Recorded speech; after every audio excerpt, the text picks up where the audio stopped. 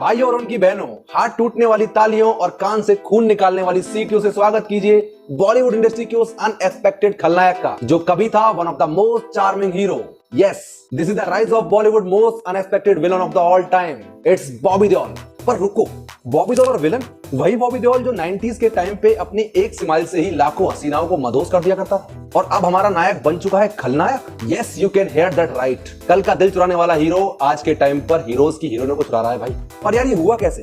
थोड़ा सा रिवाइंड करके अगर हम इसको देखें तो भाई 90s में अगर चले जाएंगे तो फ्लैशबैक में जाकर हमें बॉबी देओल के एक रोमांटिक, वो बरसात के समय वाले नाचने वाला गाना, किलर स्माइल के साथ अपनी जुल्फों के साथ उनको हवा में उड़ाना, यही चीज उस टाइम की हीरोइनों के दिलों पर राज किया करती थी, और वहां दिखता था हमें सिर्फ एक हीरो। पर यार ये एकदम से इतना बड़ा परिवर्तन ये कैसे आ गया गुरु? ये सोचने वाली बात है ना। तो देखो भाई, बॉबी देओल का कैरियर ऑलमोस्ट खत्म हो चुका था एंड बॉबी देओल की one and only identity as a villain introduce हुई थी आश्रम से। अब आश्रम आई एमएक्स प्लेयर पर और लोगों ने अपने 90s के उस प्यारे से हीरो को भाई खतरनाक, अय्यास और एक बहुत ही ओवरऑल नेगेटिव रोल में देखा और उसको अडेप्ट भी कर लिया। उसके बाद बॉबी देओल को सबसे बड़ा ब्रेक मिला था एनिमल मूवी में, और एनिमल मूवी में उनका कैरेक्टर देखने के बाद तो भाई ऑडियंस शायद ही कभी बॉबी देओल को पॉजिटिव रोल में देखना पसंद भी करेगी। और यही नहीं, कई इंटरव्यूज में बॉबी देओल ने खुद ही बताया है कि भाई क्यों उन्हें ये रोल्स करने के बाद खुद के पोटेंशियल के बारे में बहुत कुछ जानने को मिला, जो कि एकदम नया सा था कुछ। Guys, the ones chocolate boy of Bollywood turn himself into a stone cold killer. अगर हम लव हॉस्टल की बात करें तो भाई बॉबी देओल ने एक कोल्ड ब्लडेड और रूथलेस एशियन के रोल को अपने आप में ऐसे उतार लिया था कि ऑडियंस को शॉक कर दिया था भाई। अब कभी किसी ने सोचा भी नहीं होगा कि बॉबी की जिन आंखों पर 90s में लड़कियां डूबना चाहती थी, जो किसी टाइम पर इतनी रोमांटिक हुआ करती थी,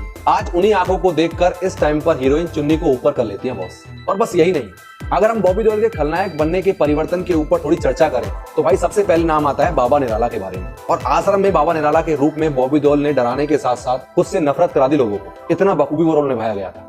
अब फैंस के लिए बहुत ही ज्यादा डेंजरस और कभी ना सोचा जाने वाला रोल था, क्योंकि वो हुआ करते थे उनके प्यारे हीरो। देखो, बॉबी का मिलना विलन के रूप में तो भाई ऐसा हो गया इस इंडस्ट्री में जैसे कि Bobby as a villain is everything we didn't know we needed. Means वो face looking expressions, slow motion effects, audience हो चाहे बाकी कैरेक्टर, तो हम उन सब के पेंट गीली करने के लिए बॉबी का एक आई एक्सप्रेशन ही काफी आज के टाइम पर। अब देखो, Bobby's new reason has just begun as a villain, और शायद अब हम उनको स्वीट और प्लेफुल हीरो की तरह कभी नहीं देख पाएंगे एक्ट करते हुए। बाकी आपको क्या लगता है? What do you think about Bobby?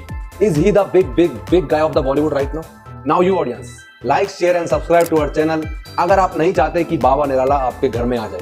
And get ready industry, क्योंकि Bobby Deol is going to give a whole new meaning as a villain. Bye bye.